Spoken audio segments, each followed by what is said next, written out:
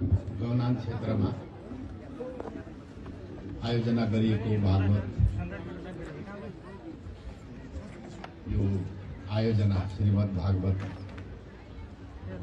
वाचन गर्ने जुन कार्यक्रमका छ यसका अध्यक्षजी, मेरो परम आदरणीय नेता नेपाली कांग्रेसको सभापति, पूर्व प्रधानमन्त्री, विशेष गरेर आफ्नो बाल्यपन यही ठाउँमा बिताउनु हुने सायद याद आयो होला।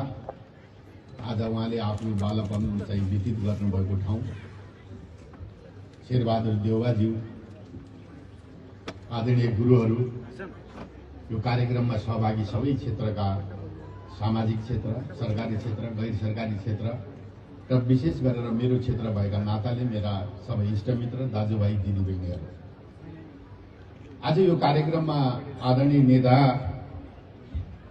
शेरबहादुर देउवा आउनु भएको छ। सायदै ललित विभिन्न प्राविधिक कारणले गर्दाखेरि आज यहाँ उपस्थित छैन। उसले सुनिराखेको होला। उसले धेरै ठुलो मेहनत लगाएर चाहिँ यो कार्यक्रमलाई यहाँसम्म पुगाउनका लागि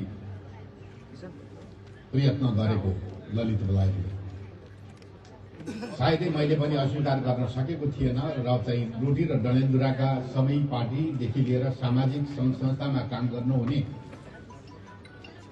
ले चाहिँ कांग्रेसको प्रदेश सम्मेलनमा आउँदै गर्दा सभापतिजीलाई चाहिँ उहाँहरूले भन्दाखेरि उहाँहरूले म आउनु सक्दैन चाहिँ भन्नुभएको थिएन र काठमाडौँ गइसकेपछि उहाँले यो ठाउँमा आउने कुरालाई अस्वीकार गर्न सक्नु भएन र चाहिँ उहाँले चाहिँ आफ्नो प्रतिबद्धता, वचनबद्धता र यो ठाउँ, गाउँ र यहाँका मानिस, धरोहर, यहाँको चाहिँ धर्म, संस्कृति, सभ्यता, त्यसलाई सम्मान स्वरूप चाहिँ आज उहाँ चाहिँ यति लामो यात्राबाट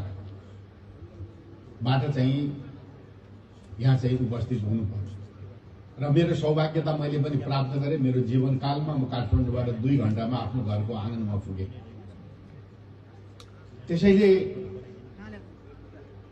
यो क्षेत्र, यो ठाउँ हामी सबैको ठाउँ हो। यसको निर्माण हामी सबै मिलेर गर्नुपर्छ। भर्खरै हामी यहाँ फर्केर जाँदा पनि सायद सभापतिजीले भन्नुहुनेछ, हामीले भन्नेछौँ।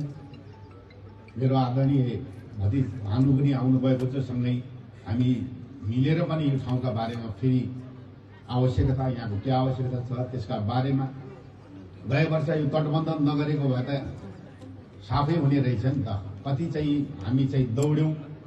सबभन्दा पहिलो कुरा म अहिले चाहिँ नीति आयोगका यहाँ सदस्य शेरबहादुर भण्डारीले पनि भन्नुभयो, सबभन्दा पहिले यो ठाउँ जोगाउनु जरुरी छ।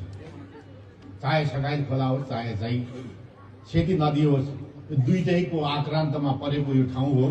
त्यसैले सबभन्दा पहिले हामीले जोगाउन सक्यौँ भने यो ठाउँलाई, त्यसपछि हामीले पूर्वाधार निर्माण गर्न सक्छौँ। त्यसैले पहिलो तटबन्धन, थाई तटबन्धन पनि नेपाली जनताको चाहिँ तटबन्धनमा नेपाल सरकारको केन्द्रीय बजेटमै हुनु जरुरी छ। त्यसका लागि हामी गएर पनि प्रयत्न गर्नेछौँ। हामीले कसरी जोगाउने भन्ने बारेमा चाहिँ यो गरिनेछ, किनकि स्थानीय सरकारले केही सक्नेवाला छैन। उसले मैले सोध्दै थिएँ कसरी त्यो स्थलसम्म पुग्ने भन्दाखेरि त्यो खोलामा चाहिँ हुइल पाइप हालेर माथिबाट बनाएको रहेछ। स्थानीय सरकारले त्योभन्दा माथि केही सक्ला जस्तो लाग्दैन, किनकि उसको आर्थिक हैसियत, क्षमता त्योभन्दा बढ्दा छैन। त्यो हामीले बुझेका छौँ। त्यसैले यो मेरो आफ्नो ठाउँ पनि हो। मान्छेलाई धेरै लाग्या होला। अब चुनाव त पार्टीको आवश्यकता पनि, पार्टीले दिएको निर्देशन अनुसार कहिले कतै चुनाव लड्नु नै पर्छ। तर मेरो जन्मथलो हो। यो जन्मथलोको समृद्धि, यसको चाहिँ उन्नति, प्रगतिका लागि म कहिले पछाडि हट्ने छैन। कहिले मैले चाहिँ यहाँको साह्रो गाह्रो र यहाँको समाजको अप्ठ्यारोमा म जहिले पनि सहयात्रीको रूपमा रहनेछु, किनकि यो मेरो घर हो। घर भएका नाताले मैले आफ्नो घरलाई सकेसम्म हर प्रयत्न गरेर पनि सक्षम घर बनाउनु मेरो परम कर्तव्य हो। त्यसैले म त्यो बाटोमा चाहिँ सदैव म लागिरहनेछु। चुनाव त लडिन्छ, कतै लडिएला नलडिएला त्यो आफ्नो ठाउँमा हो। यसको मतलब यही कि घर छोडेर म कहीँ चुनाव लड्न गएको छैन। घर त्यहाँ पनि घरै हो, यहाँ पनि घरै हो, जहाँ बस्छु त्यही घर हो। तर यो मेरो जन्म घर हो। त्यसैले चाहिँ जन्म घर नै हुन्छ। त्यसैले जन्म घर यहाँ भएका कारणले पनि आज चाहिँ सभापति शेरबहादुर देउवाले नाइ भन्न नसकेर यो ठाउँमा आउनु भएको छ, किनकि यो माटो पनि उहाँको माटो हो, जन्म माटो हो। त्यसैले आफ्नो जन्मभूमिलाई हत्तपत्त तिरस्कृत अथवा चाहिँ नाइ भन्न गाह्रो हुँदो रहेछ। त्यसैले त्यो गाह्रो आत्मीयता हो, सम्बन्ध हो, लगाव हो समाजसँगको। त्यही लगाव सम्बन्ध र चाहिँ त्यो किसिमको स्नेहका कारणले आज उहाँ यहाँ उपस्थित हुनुभएको छ। मैले पनि उहाँको उपस्थितिलाई अत्यन्त गम्भीर र मर्यादित रूपमा उहाँ असाध्यै आत्माबाट नै सम्मान गर्न चाहन्छु कि मैले पनि सोचेको थिएन सायदै उहाँले यो निर्णय गर्नुहुन्छ होला भनेर, आउने निर्णय दिनुहुन्छ होला भनेर। तर पनि बजारमा अहिले चलेको छ जो यथार्थ सत्य हो।